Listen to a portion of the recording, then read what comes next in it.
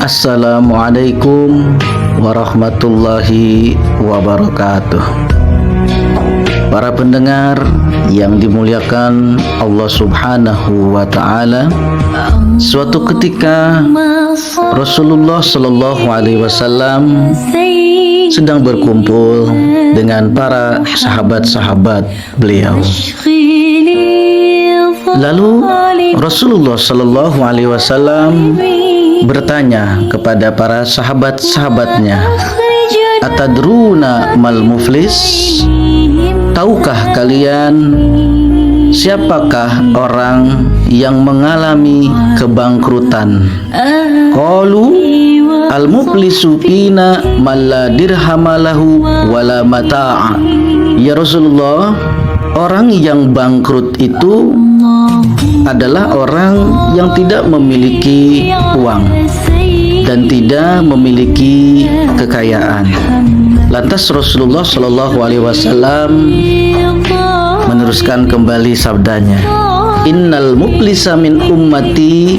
Sesungguhnya orang yang bangkrut dari umatku. Rasulullah mempertegas dan memperjelas. Beliau menjelaskan, sungguh yang bangkrut dari umatnya. Beliau tidak mengatakan umatnya Nabi Musa alaihissalam.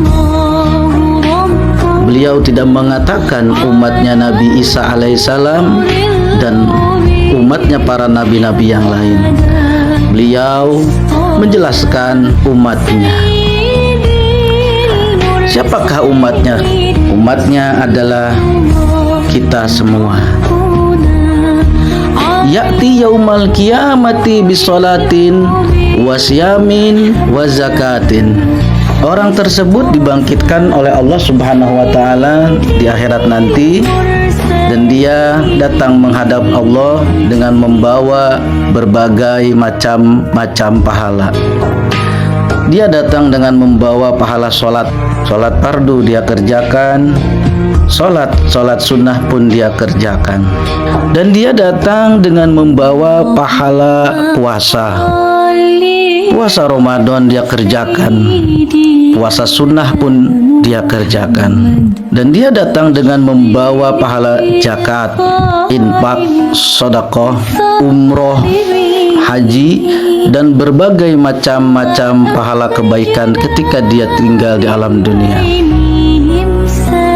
Wa ya'ti qad syatama hadza. Akan tetapi ketika itu pahalanya tersebut diambil oleh orang-orang yang dulu pernah dia zolimi semasa hidupnya di alam dunia. Siapakah yang mengambil pahala orang tersebut? Yang pertama, orang yang dimaki-maki, orang yang direndahkan harga dirinya, dia di akhirat kelak akan mengambil pahala dari orang yang pernah menjoliminya dengan perkataannya.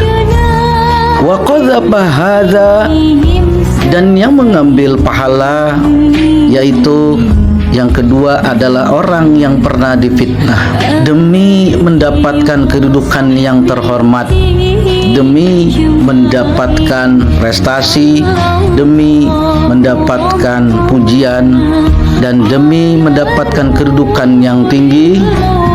Terkadang ada orang yang suka memfitnah saudaranya.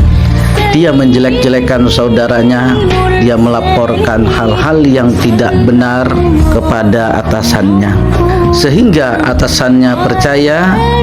Lantas orang yang difitnah tersebut diturunkan dari jabatannya atau dipindahkan dari jabatannya, bahkan dikeluarkan dari pekerjaannya. Orang yang difitnah tersebut di akhirat kelak akan mengambil pahala dari orang yang sudah memfitnahnya.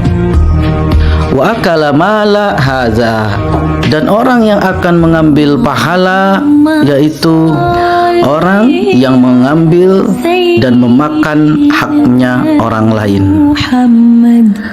Untuk saudara-saudaraku, para pekerja, para pengusaha, para pejabat, berhati-hatilah dalam mengais rezeki, berhati-hatilah dalam mengemban amanah yang diberikan. Jangan sampai menghalalkan berbagai macam cara untuk mendapatkan rezeki. Halaluhu hisabun, halalnya itu akan dipertanggungjawabkan, akan dihitung, akan ditanyakan. Wa haramuhu iqabun, dan haramnya akan diazab. Dan yang termasuk memakan haknya orang lain, diantaranya juga meminjam uang. Seorang peminjam uang hendaknya dia berniat dan berusaha untuk membayar lunas hutang yang telah ia pinjami. Saudara-saudaraku yang dimuliakan Allah Subhanahu wa taala, mari kita berusaha dengan semaksimal mungkin untuk tidak mengambil dan memakan haknya orang lain. Wasafaka dama hadza, dan di akhirat orang yang mengambil pahala yaitu orang yang dibunuh ketika di dunia. Dia dibunuh tanpa keadilan, tanpa hak. Dia dibunuh dengan semena-mena. Nah, orang yang dibunuh inilah akan mengambil nanti pahala kepada orang yang membunuhnya. Wa daraba hadza, dan di akhirat nanti orang yang mengambil pahala yaitu adalah orang yang pernah kita pukul atau orang yang pernah kita aniaya. Mereka akan meminta pertanggungjawaban kepada Allah. Ya Allah, dulu saya pernah dijolimi oleh dia. Ya Allah, dulu saya pernah dipukul oleh dia. Orang yang dipukul dan dianiaya tersebut, dia akan meminta pertanggungjawaban dengan mengambil pahala kepada orang yang memukulnya, kepada orang yang menganiayanya. Fayu'ta hadza min hasanatihi wa hadza min hasanatihi fa in paniyat hasanatuhu qabla ayyuqdama alaihi ukhidha min khotoyahum faturihat alaihi summa turiha finnar. Lalu Nabi menjelaskan, jika pahala-pahalanya habis, maka dosa-dosa orang yang telah dia jolimi selama hidup dalam dunia itu akan diberikan kepada orang yang telah menjoliminya. Na'udzubillahi min zalik, summa na'udzubillahi min zalik.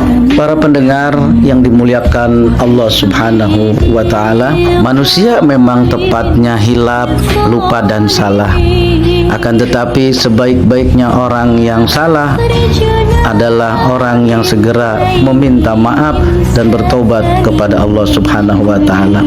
Hadis ini memperingati kita bukan cuma hubungan dengan Allah saja yang baik, melainkan hubungan dengan sesama muslim juga harus baik. Hablum minallah, hablum minan nas.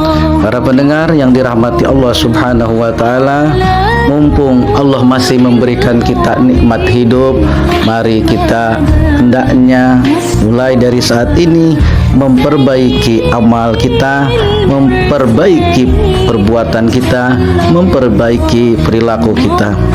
Nasihat, pesan yang Nabi sampaikan kepada kita ini adalah nasihat yang memang kita harus tafakuri. Kita disuruh untuk introspeksi diri, bermuhasabah, bertafakur, melihat kekurangan pada diri sendiri, tidak melihat kekurangan orang lain, apalagi menyalahkan orang lain.